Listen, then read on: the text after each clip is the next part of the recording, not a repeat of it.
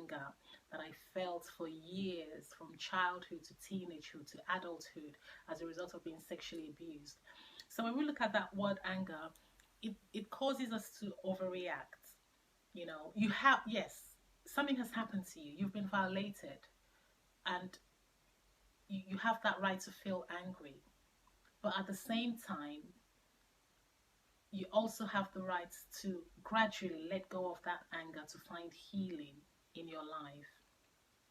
You have to realize that that anger, if not dealt with, unfortunately, can cause somebody to go into rage. And you think, oh my goodness, they've lost it.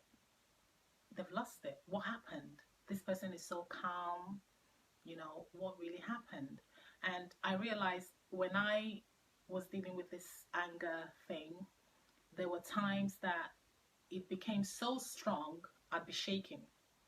I don't know if you've ever experienced that. There was this feeling, uncontrollable feeling. I was shaking and I was thinking, oh my gosh, I need to calm down. And then I'd pray. I said, God, I need help. I need help. What is this? I need help. I need to let go of the anger feeling. I need help me. Holy Spirit, I need your help. And then there's a scripture that I would share in Colossians 3 verse 8. It says, but now put away and rid yourselves completely of all these things: anger, rage, bad feeling towards all others, curses and slander, and foul-mouthed abuse and shameful utterances from your lips. But the ones I'm looking at today is anger, rage, bad feelings toward others. So that anger as a result of being sexually abused is something that God wants us to get rid of, because it can cause you to have bitterness, unforgiveness. It can cause you to do the wrong thing, and people wouldn't understand. Because sometimes you could go to work and people just irritate you. You just get angry. It could cause you to do the wrong thing. It can cause you to say the wrong thing. But the root of that anger is not what has happened at work, but is the root from what has transpired as a result of being abused. Because you have to remember that when somebody sexually abuses you, they've violated you. It's trauma. It's very traumatic. It's a traumatic experience. It's a very traumatic experience. Like I said, I had over 80 issues. So it's not something that we can just deal with on one teaching session, but it's a step-by-step process. You have to be honest with yourself and say, okay, this happened. I am very angry. Who are you angry at? You're angry at the abuser. Sometimes people are angry at themselves. They blame themselves, but you shouldn't blame yourself. It wasn't your fault. People blame themselves. Oh, I shouldn't have gone out the day that I went out. You never knew such a thing could have happened. So sometimes people are angry. You're angry at yourself. You could be angry at your parents. You could be angry at your friends. And for some, you could be angry at God. I was very angry. I was angry at God. I remember in the 90s, I was reading a book. And in that book, it says, tell yourself that God loves you. I was angry. I said, angry? I was very angry. I said, God loves me? No, God doesn't love me. If God loved me, why would such a thing happen? I couldn't understand that. I couldn't connect it. But over the years, as I began to find healing through the word, through the scriptures, I appreciated that God indeed loved me. I accepted his love. There are times that things happen. We don't have answers to why things happen. But you just have to find healing and carry on with your life. And so I was angry at God for years. I was just angry. I thought, So, but all this anger, you have to now begin to release it. You have to begin to release it. And the way that I began to release my anger was I acknowledged that something happened to me. I acknowledged I was sexually abused. I acknowledged the pain. I acknowledged that I couldn't understand what happened. And I acknowledged the feelings that I felt towards the abusers. I acknowledged that I was angry at them. And, this might sound funny to some people, but, as I grew up as a teenager, I was angry that my virginity was stolen from me. Because I wanted to keep my virginity until my wedding day. Yes, old school, biblical. But as I grew up, I realized, you know what? I didn't have that option. It was stolen. It was violently stolen, robbed. And you realize that, though, like I said, I had over 80 issues. And I had to be honest with myself. I was angry that that was taken away from me violently as a child. For some, you might think it's no big deal, but I'm being honest. I'm being real. I will tell you like it is. That was that was part of my anger as well as a child. So you have to acknowledge something happened. You lost control. You felt you lost control, and I'm angry at that. I'm angry that somebody, a stranger, somebody you don't even know, just did all kinds of horrific things to you. So you have to express what is causing you to feel that anger. That's the first stage. You acknowledge it. You can write it down, because I wrote mine down. I am angry that this happened to me. I am angry that I was violated. I am angry, that this, the pain that I'm feeling. I'm angry at the abuser. Just be honest. That's the first stage in finding the healing that you truly desire. Just be honest with yourself. Why are you angry? I'm angry that I shared it with people. They didn't believe me. Perhaps maybe it was your father that abused you. You shared it with your mother, and it tore the family apart. And your mom didn't believe you. Whatever anger you're feeling, be honest with yourself. That is the first stage. Whatever it is, you're angry that no one believed you. You're angry you didn't get the help you wanted to get, because you have to get rid of all those negative emotions, as it's for you to find the healing that you require. You have to really get through that negative emotions, and that's the first step. That's the first step to find healing. Write it down. These are the reasons, because I had to write it down. I'm angry, and I had to just then begin to pray. To say, I need healing, I need help, because I realized, because I hadn't dealt with that issue of anger for years, it took a longer period to find healing and wholeness. And even at this stage that I'm speaking to you, I have to be alert when things happen. I have to say to myself, look, you know what, calm down. Calm down, don't react this way. So I'm still dealing with things. I'm still work in progress. It wasn't as bad as it used to be. So I'm not teaching you to make it feel like, oh, I've overcome everything. No, but it wasn't as bad as it used to be. So right now, when anything happens, maybe at work or within my environment, I think, don't react harshly, calm down, and that wasn't something I was able to do before. Before it was like an outburst. I would, woo, So that was the first stage, is for me to acknowledge. The first stage is acknowledging that I'm angry. Acknowledging what made me angry.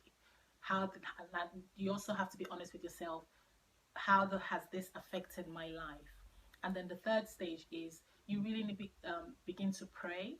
For some, maybe prayer is a new thing to you, but I found out that I found healing through reading the scriptures. I became a Christian in my early 20s, just before my 20th birthday. So that has helped me over the journey. And I look for prayer, scriptures in the Bible, and I just pray. And the way I pray is just to express what I feel. Prayer is a communication. You talk to God. The way I'm talking to you, that's prayer. You just talk to God that way. You say, God, this is how I'm feeling. I'm hurt. I'm wounded. I'm angry. I need your help. Take these feelings. Jesus, I need you. I need you to touch me. I need you to heal this wound. I've tried medication. The thing you have to realize is there's some medication that cannot deal with emotional issues. If you're angry, you can't go to your doctor and say, look, doctor, I'm angry. I need prescription. I need prescription. What medication can you give me so that this anger can go? No, there's some things, the way God created us is some things cannot be dealt with medication. It can only be dealt with the word of God, through prayer, because you're dealing with spiritual things. You're dealing with issues with your emotions.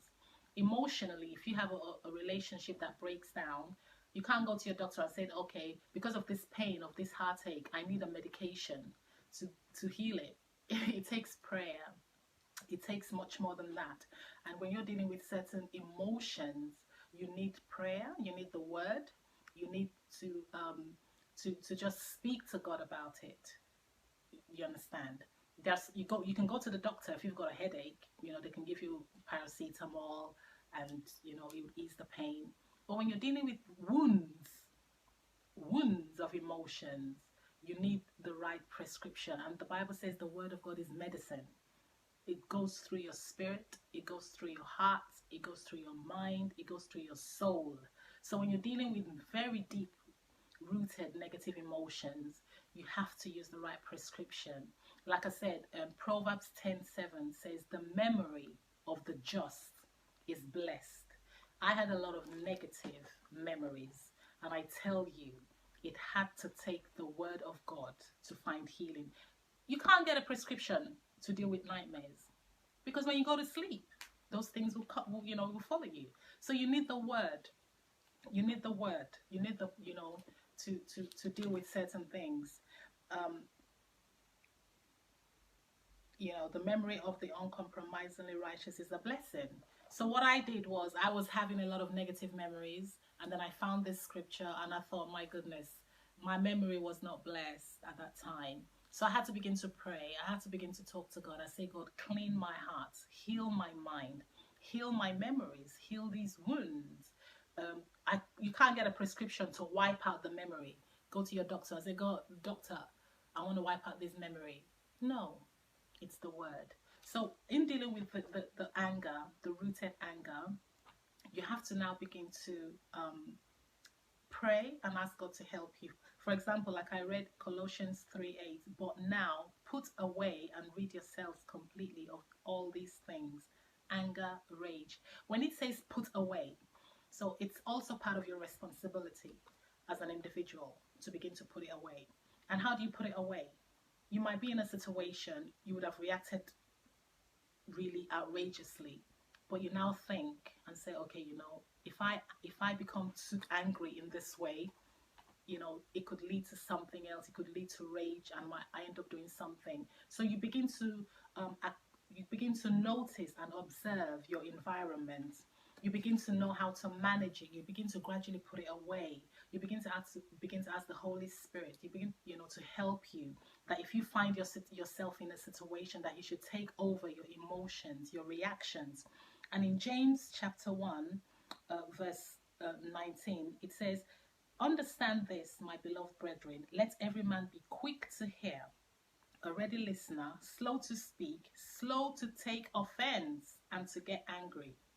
For man's anger does not promote the righteousness God wishes and requires. So you have to realize, like I said, as I was dealing with this issue about anger, I now began to notice when things would happen, automatically I'll think and I'll say, God, please don't let me react. Don't let me react. Help me to be slow. Help me not to take offense. Help me not to get angry. So this is the first session. I want to let you know that it's a process. And if there's an outburst, start again. Don't feel guilty. Just start again. So I'm going to end this time to pray. And if you've never accepted Jesus as your Lord and Savior, I'll offer you Jesus, because that's where I found my healing. Just repeat after me. Lord Jesus, I'm sorry for my sins. I ask you to come into my heart. I believe you died on the cross for me. And I ask you, Jesus, to heal me. You are the healer. You are the great physician. Heal my mind and my spirit and my soul. And I just thank you, Lord Jesus, for doing a new thing, a new work, a new beginning in my life. Heavenly Father, I thank you for this session. I thank you for I've opened up and told your people about how I overcame anger. And I ask you for your power to go through the airwaves. I ask you to heal those that need healing and deliverance from anger. I ask you to help them in the name of Jesus, that when they find themselves in a situation where they would react, that the Holy Spirit will help them and remind them, and they'll react differently. I ask for the blood of Jesus that speaks peace to speak into their hearts and their lives. And I hand them over to you, that this week or this period of time in their lives, that your true love will touch them and they will love you in Jesus' name. They'll accept, that the love that you have for them. In Jesus' name I pray. Amen.